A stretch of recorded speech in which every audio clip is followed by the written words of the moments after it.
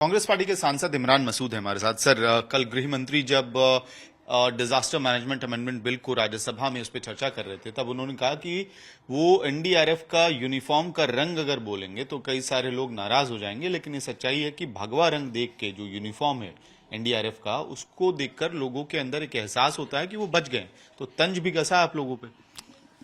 अब यही बातें रह गई। देखिए, प्रधानमंत्री हो, गृह मंत्री या मुख्यमंत्री, बड़े पदों के ऊपर आसीन व्यक्ति हैं, उन लोगों की भाषा ऐसी होनी चाहिए जो लोगों के मन को छूने का काम करे। साथ ही उसी अमेंडमेंट बिल पे चर्चा के दौरान उन्होंने ये भी बात कही कि विपक्ष कई सारी आपत्तियां जता रहा है। ये भी आरोप लगाया जा रहा है कि आप जो राज्यों के हक हैं और उनका जो से है डिजास्टर मैनेजमेंट में, वो इस बिल में अमेंडमेंट के थ्रू छीनने की कोशिश हो रही है। उसी पे उन्होंने कहा कि अगले 15-20 सालों तक विपक्षी दल इंडिया ब्लॉक, इंडिया गठबंधन सत्ता में नहीं आने वाला है, तो परेशान होने की जरूरत नहीं है, काम करेगी सरकार बीजेपी की। अंतर्यामी है, क्या कह सकता हूं मैं। ये ज्ञान उनको ही होगा, हमें तो है नहीं। अब जब तक ईवीएम है तब तक तो उनके पास ज्ञान पूरा है।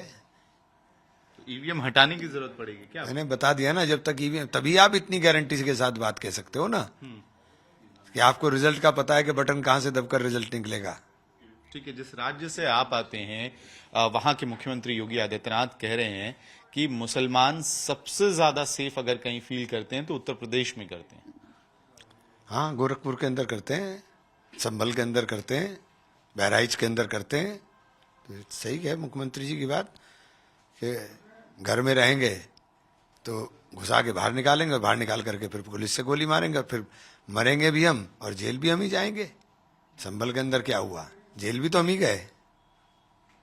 आखिर में आपसे मैं ये समझना चाहूंगा, योगी आदित्यनाथ जो मुख्यमंत्री हैं यूपी के, वो और एक बात कह रहे हैं इसके साथ कि मथुरा में जो हो रहा है, हमने पहले भी इस बात पे चर्चा की थी, मथुरा को लेकर उनका बयान आया है कि कोर्ट का आदेश है, वरना अभी तक बहुत कुछ वहां पे हो सकता था। देखिए, ये उनको ये बताना चाहिए कि उनकी जो निवेश करा रहे थे उसका सीईओ ही के खिलाफ उन्होंने एफआईआर करा दी। जो रोजगार के बातें उन्होंने की थी कि इतने लाख करोड़ का रोजगार लेकर आ जाएंगे, वो वादे क्या हुए? गन्ना किसान वेस्टर्न यूपी का पूरा बदहाल है। 9 साल के अंदर कितने रुपया उन्होंने बढ़ाने का काम किया, वे बात इसके ऊपर करें। ये बेकार की बातें कर सिर्फ नफरत फैलाना चाहते हैं। क्या आपको लेकिन लग रहा है कि इस तरह के बयानों से फिर से मथुरा, काशी, इस तरह के मुद्दों पे एक डिबेट छेड़ने की कोशिश हो रही है? ये डिबेट, यही इनके पास इसके अलावा एजेंडा ही नहीं है। इनके पास नफरत का एजेंडा है, नफरत ही बोलते हैं, नफरत ही काटने की कोशिश करते हैं। लेकिन ये नफरत देश को ले डूबेगी। इस नफरत से देश नहीं चलेगा। मैं बार बार चेता रहा हूं कि मोहब्बत ही एजेंडा है, मोहब्बत ही का रास्ता है। आप 25 करोड़ लोगों को साइडलाइन करके नहीं दबा सकते। कोई दुनिया का देश इनको लेने को तैयार नहीं होगा। तो हाथ जोड़ के विनती है, ऐसी भाषाओं का इस्तेमाल ना करें कि मतलब स्थिति बिल्कुल विस्फोटक ही हो जाए। हमसे बात करने के लिए बहुत बहुत धन्यवाद।